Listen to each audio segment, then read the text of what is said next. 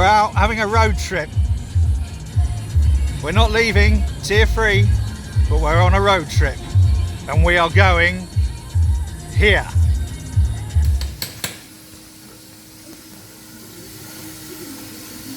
I imagine the steam is going to be in the way. The smell is astonishing. Copper hop spider.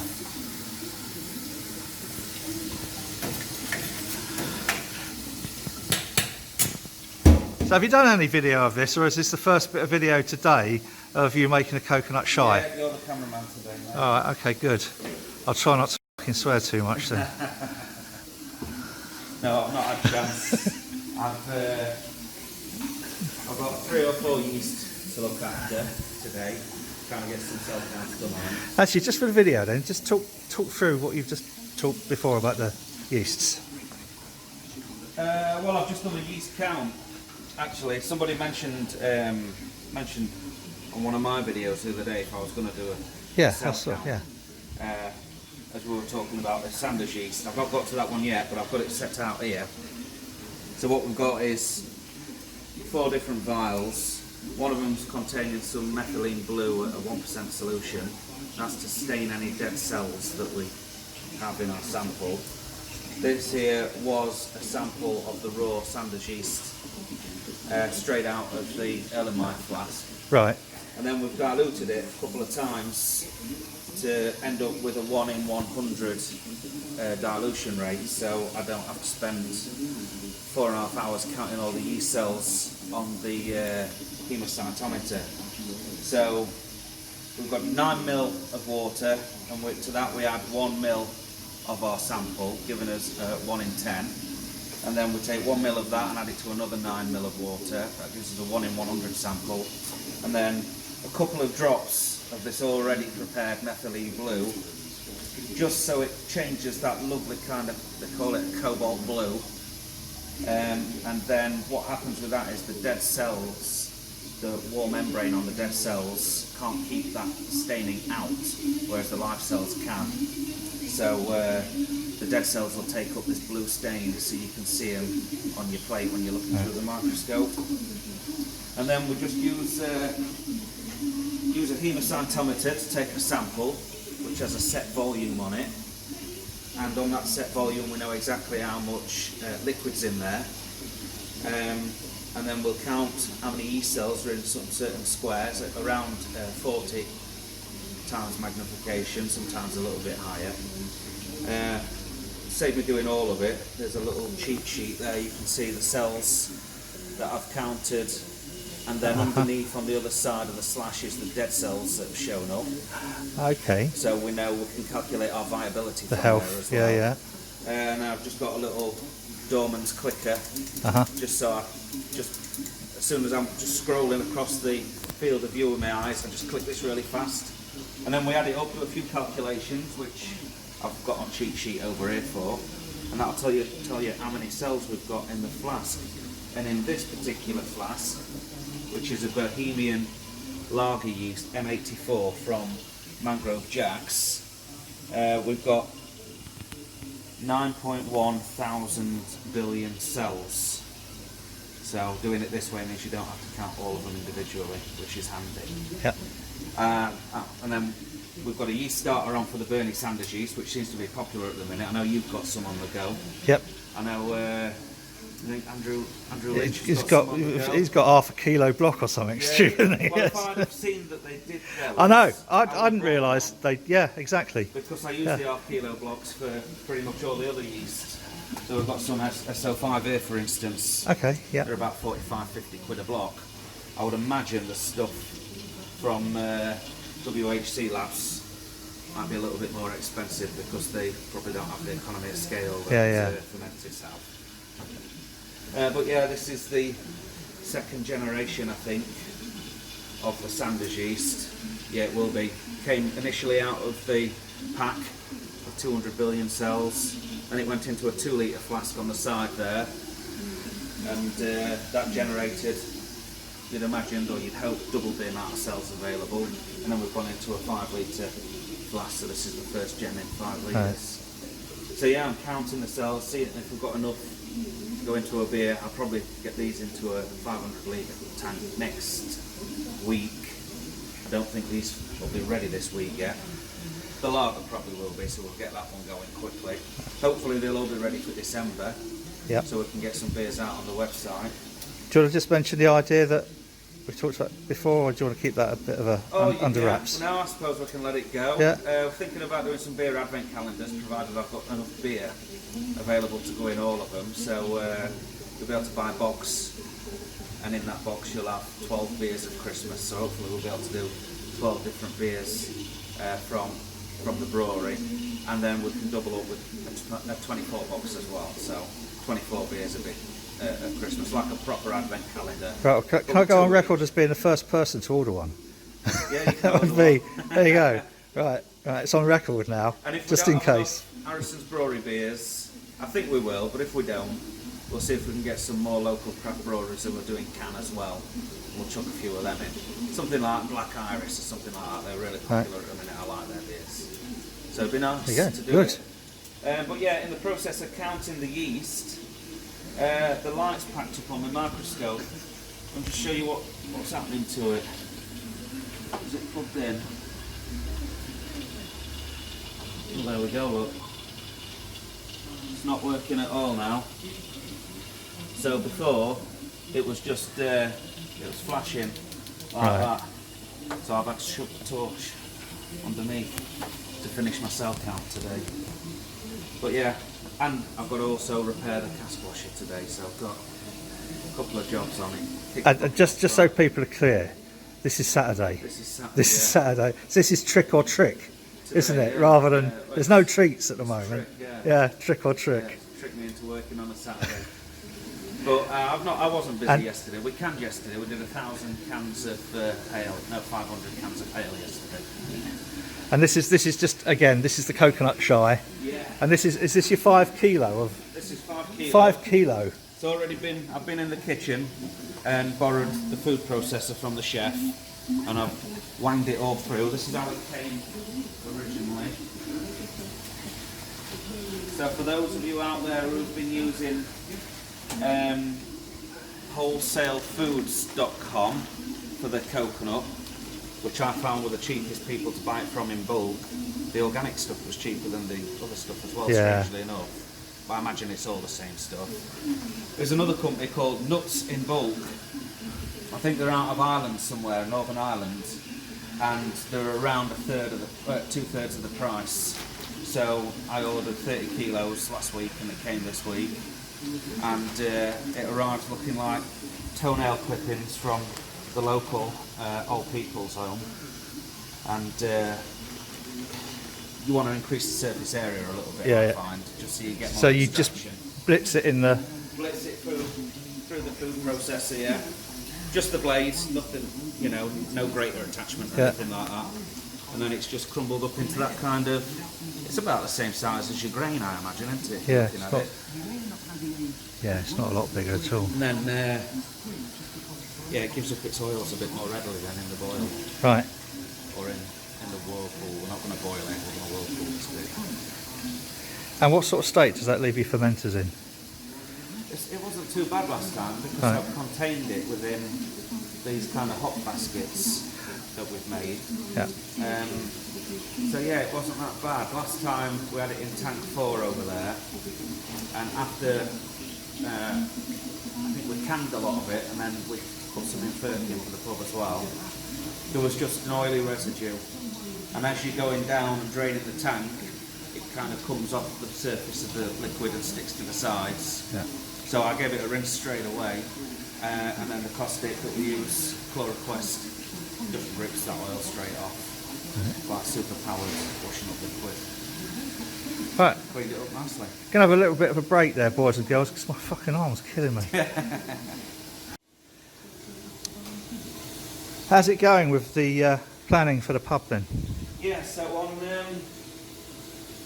early last week, when they announced that Bassetlaw was going to go across into Tier 3 with the rest of Nottingham, we had all the staff in, and I initially was just going to close the pub, because I thought It's just going to kill trade completely. If we're just open as a restaurant, and I wasn't privy to how much financial support would be available for us at the time. So I thought initially that we'd be getting something like £2,000 a month to help us pay the rent and possibly put the staff back on furlough. Turns out that £2,100 a month is the top line if you've got a rateable value over £51,000 a year. To put that into context, I think there's only like 4 pubs in Retford that are above that threshold, so we get the equivalent of £250 a week. And to put that into perspective, our wage bill is £2,500 a week. So we initially were going to close. Now I spoke to Stu and Gemma, we had a bit of a meeting about it, and he said, I think we can make it work. All we have to be doing is paying everybody's wages and making more than that £250 a week, and then we're in a better position, even though we'll probably be losing money by opening. So we've told all the staff, he's still on, you know, thank God we don't have to send anybody home or do any temporary laying off or anything like that. And we've ordered stock for this week and changed the menu, expanded the menu so that there are more food items on there, so if people just want to come and have something to eat and a drink, they don't have to stick to our relatively small set COVID menu that we had running previously. And then yeah, we had the announcement today, or the leaked announcement, all of them have been leaked though, haven't they, to be fair, that they're going to shut, we're going to impose a national lockdown maybe Monday or Wednesday. We'll see, I don't know. But it's the lack, isn't it, of communication.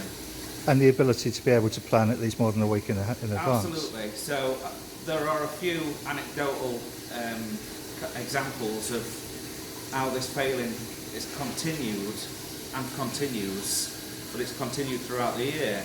There are a couple of micropubs in some of the districts of Nottinghamshire that weren't going to be closed down. Bassetlaw initially wasn't going to go into Tier 3. So there are a few of them that have waited for the announcement. Yeah, you're not going into Tier 3. They've put the beer order in, and then literally 2 days later, they've gone, oh no, you are going into Tier 3. With 1 day's notice. Yeah, with 1 day's notice. There's people who have just spent probably their next 3 months' rent on beer, and now it's tied up in stock sat on a shelf that they can't sell, and they might miss a rent payment or not be able to pay the staff because of that lack of communication. And to put that into context, I mean, there's for people who don't follow Chris's channel, I'll put a link down there. Earlier this year, back in March, there was a couple of really powerful videos that you posted, and I'm glad that you did. And I can understand that you might have felt twice about posting them. And there's one where Chris is actually in the cellar of the pub shutting everything down, and it's a kind of like an Armageddon video, and right at the end Chris's daughter Abigail just says, come on daddy. And if there's ever a tearjerker that should win some kind of YouTube award, that was it. But behind that was the really serious and tragic side of, that's it, the shutters are down, pulling the plugs out, that is it, you're no longer operating. And that is now, because that was March, this is now the end of October going into November, and we've got the same lack of respect for businesses from government, just imposing things at the drop of a hat. And today we wouldn't have had that announcement if Chris Whitty and Patrick Vallance hadn't threatened Johnson and they were going to go public and say, we're walking away. This is not a way to run a pandemic. It's not a way to support people during a pandemic. And kind of like, so now Chris is in pretty much the same situation as he was back then. And there's another video where you was looking at the stuff in the freezer, which you weren't going to be able to sell because you were shut down. Well, again, we've been lucky in the respect that we've had the forethought to make sure that we're increasing our menu using stock that we already carry. So we have chicken in stock, for instance, for certain dishes, so just do more dishes with chicken on there. So we know that if they do close us down again, we were kind of running at low stock anyway and just ordering more frequently, which is a bit of a pain in the arse. The suppliers don't like it for a start, because they're having to run all the way out from their depot to just deliver 4 or 5 heads of broccoli, for instance. You know, there's very little profit in operating a business like that. But it's how everybody's had to run. They've had to run on a shoestring and with minimum lines, just because we don't know what's going to be around the corner, or what they're going to announce the next day. The marquee, for instance, we put a marquee up in the beer garden, which allowed, at the time, before the tier system came in, allowed us to have more people in the pub, socially distanced, a lot more space. When the weather changed and it was a bit dull, dreary and rainy outside, meant people could still come down with their families and friends. And that's been up, what, 3 weeks? It's been up around a month, I'd have said now, yeah. So it came in, we had it, the erection was complete 3 days before they announced the tier system. And then they said you're in tier 2, which means that you can't mix with friends in an indoor setting. Yeah. Therefore, the marquee became an indoor setting, so we could only have members of the same household sat out there, and we weren't pressed for space under these tier 2 regulations anyway.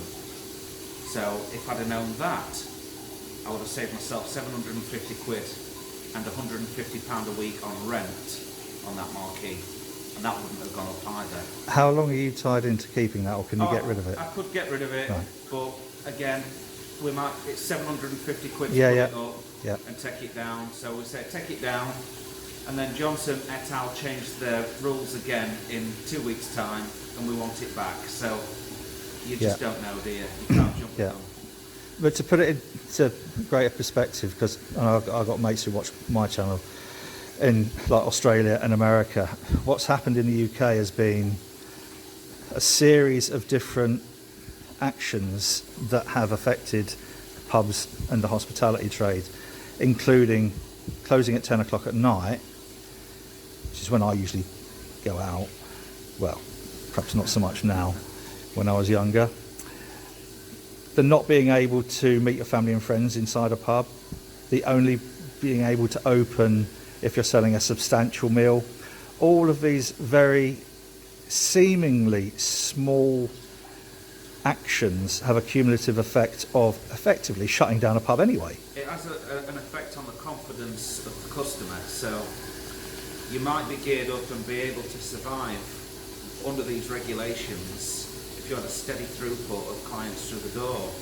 But what it does, it affects their approach to how they're going to go out and dine. That they're worried now that they won't go out and mix, just in case. Yeah. So it kind of puts you in a position where they're giving you just enough rope to hang yourself, but not enough to support you.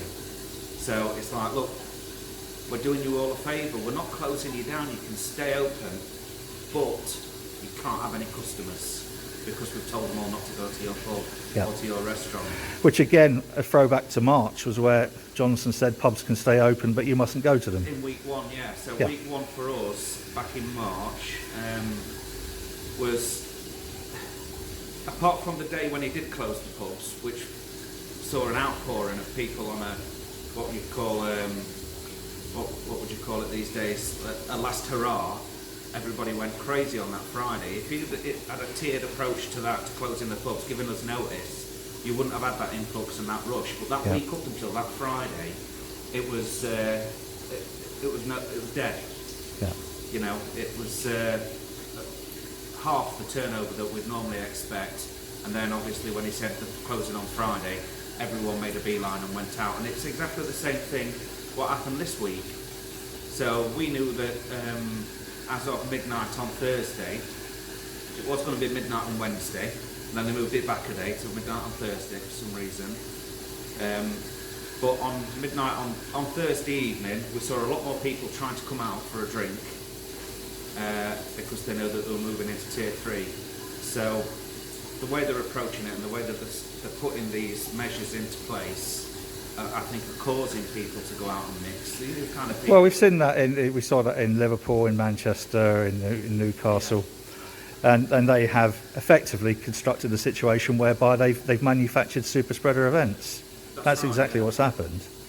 And I was looking at the stats before I came over today.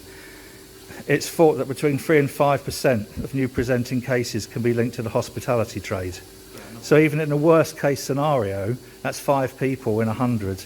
There's 95 other presenting cases that aren't linked in any way to the hospitality trade, and yet it's the hospitality trade who's taking the massive hit from this.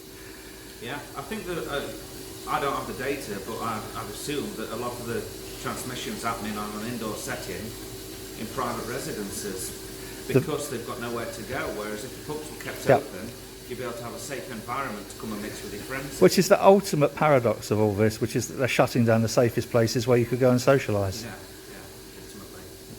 ultimately.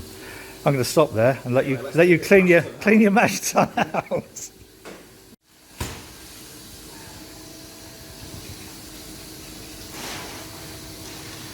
So we previously calculated during the last visit that you could generate up to about half a tonne of spent grain a week. Yeah. And your friendly Mr. Harrison, the farmer. Yeah, Richard Harrison, Richard and Will. So does he feed it to cows and? They've got both, yeah. Right. They've got, I think he's got something like 400 other cows, maybe more, and then about half as many sheep, I think. Right. So they've got a big setup. I've never been. So the chap I used to use before, Billy the Sheep, as his name was before he died, bless him. He was a very local setup. So he'd lease fields and stuff from local farmers and put sheep on there, or move them to graze on top of, I don't know, top of some beet crop or something like that. But he wasn't a commercial outfit. So he was doing it more for the love of it, and at the end of every season, every breeding season, he'd rock up with a big bread basket full of meat. I've had it on video once or twice. I've shared it on YouTube so people have seen it. But yeah, we lost him. I think it was late last year. And it was quite nice that, because we used to be able to go up to wherever Billy had his sheep. They're all local, and it was good to grab a bit of footage of me kind of chucking the grain over the fence of the sheep, and you can see the whole process, you know. Apart from going out to a field and watching the combine pick the barley out of the field, or going to the maltsters, they were the only kind of 2 things that I've missed out. But seeing where the waste product goes, I mean, we all know where the finished product goes.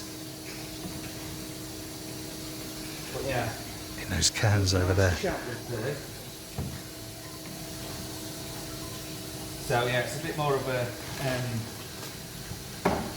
kind of a disjointed relationship. Is that the right word? Separated relationship we've got with these guys.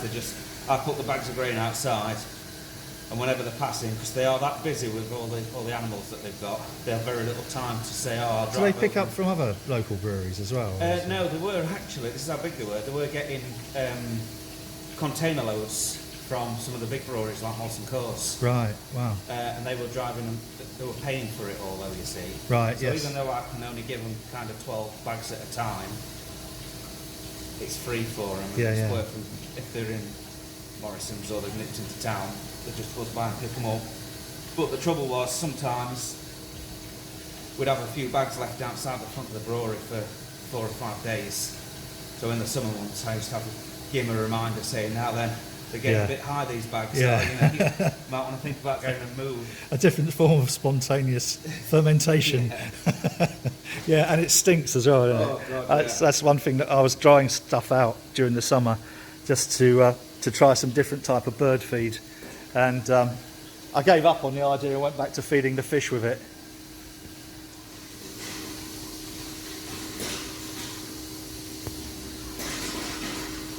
We've got back to 1 o'clock. 10 minutes.